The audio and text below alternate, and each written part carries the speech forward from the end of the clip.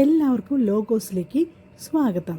ഇന്ന് നോക്കുന്നത് വിശുദ്ധ യോഹന്നാന്റെ സുവിശേഷം 2-ാം അധ്യായം. അപ്പം എല്ലാവരും റെഡിയല്ലേ? ഗലീലായിലെ കാനായിൽ വിവാഹ വിരുന്ന് നടന്നത് എന്നാണ്? 3-ാം ദിവസം. കാനായിലെ വിരുന്നിനു ക്ഷണിക്കപ്പെട്ടിരിക്കുന്നു എന്ന് പറയുന്നത് ആരെയെല്ലാമാണ്? യേശുവും ശിഷ്യന്മാരും.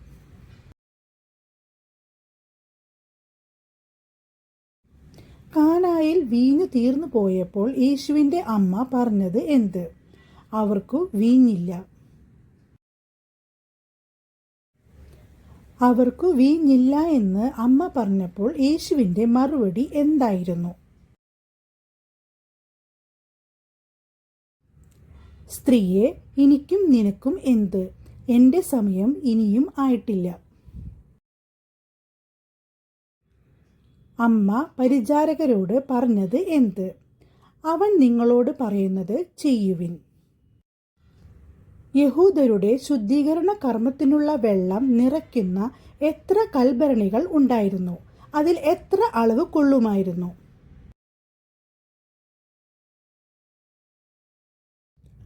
6 കൽഭരണികൾ ഉണ്ടായിരുന്നു. 2-3 അളവ് കൊള്ളുമായിരുന്നു.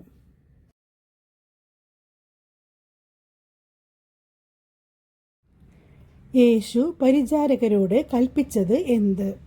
ഭരണികളിൽ വെള്ളം നിറയ്ക്കുക.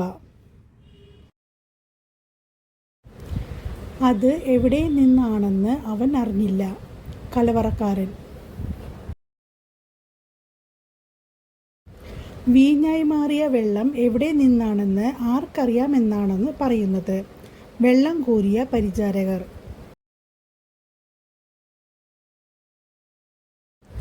യേശു തൻ്റെ മഹത്വം വെളിപ്പെടുത്തുന്നതിന് പ്രവർത്തിച്ച അടയാളങ്ങളുടെ ആരംഭം. ഗലീലായിലെ കാനായിൽ ചെയ്ത അത്ഭുതം.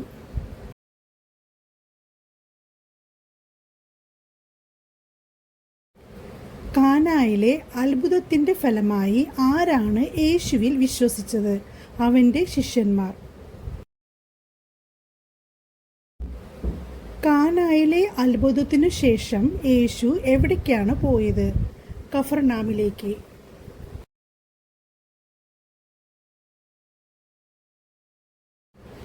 അമ്മയോടും സഹോദരന്മാരോടും ശിഷ്യന്മാരോടും കൂടി യേശു കഫർനാമിൽ എത്ര ദിവസം താമസിച്ചു? ഏതാനും ദിവസം.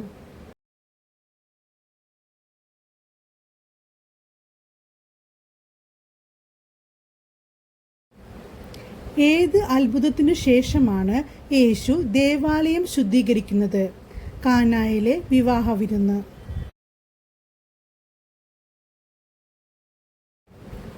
യഹൂദരുടെ പെസഹ അടുത്തിരുന്നതിനാൽ യേശു എവിടേക്കാണ് പോയത്? ജെറുസലേം. എന്തിനെയെല്ലാമാണ് ദേവാലയത്തിൽ വിറ്റുകൊണ്ടിരുന്നത്? കാള, ആട്, പ്രാവ്. നാണയമറ്റക്കാരുടെ ഡാഷ് ചിത്രിക്കുകയും ഡാഷ് തട്ടിമാറ്റുകയും ചെയ്തു. നാണയങ്ങൾ, മേശകൾ.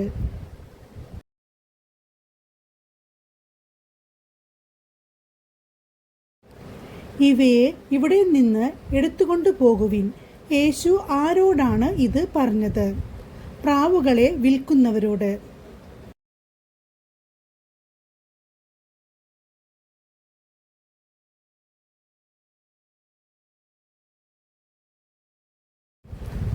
നിങ്ങൾ കച്ചവട സ്ഥലമാക്കരുത് എന്ന് ഈശോ പറയുന്നത് എന്തിനെ കുറിച്ചാണ്?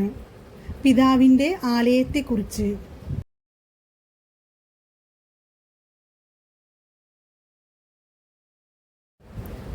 അവിടുത്തെ ആലയത്തെക്കുറിച്ചുള്ള തീഷ്ണത എന്നെ വിഴുങ്ങിക്കളയുമെന്ന് എഴുതപ്പെട്ടിരിക്കുന്നത് ആരാണ് അനുസ്മരിച്ചത്? ശിഷ്യന്മാർ.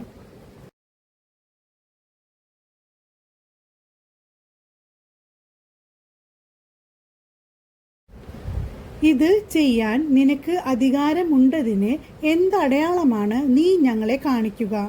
ആര് ആരോടാണ് പറഞ്ഞത്? യഹൂദർ യേശുവിനോട്.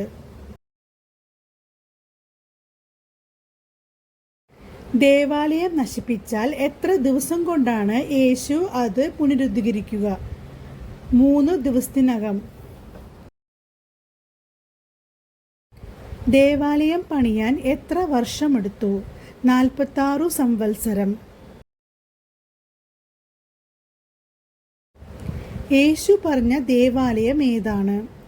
ശരീരമാകുന്ന ആലയം. വിശുദ്ധ ലിഖിതവും യേശു പ്രസ്താവിച്ച വചനവും വിശ്വസിച്ചത് ആര്? ശിഷ്യന്മാർ.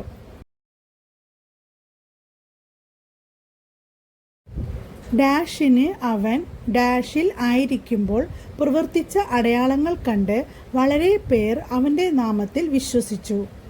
പെസഹ തിരുനാളിന് ജെറുസലേം.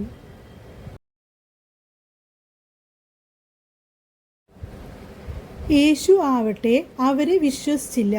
കാരണമെന്ത്? അവൻ അവരെയെല്ലാം അറിഞ്ഞിരുന്നു. എല്ലാവർക്കും ഈ വീഡിയോ ഇഷ്ടപ്പെട്ടെന്ന് കരുതുന്നു. നിങ്ങളുടെ അഭിപ്രായങ്ങൾ കമൻറ്റ് രൂപത്തിൽ രേഖപ്പെടുത്തുക. പുതിയൊരു വീഡിയോയുമായി വീണ്ടും കാണാം.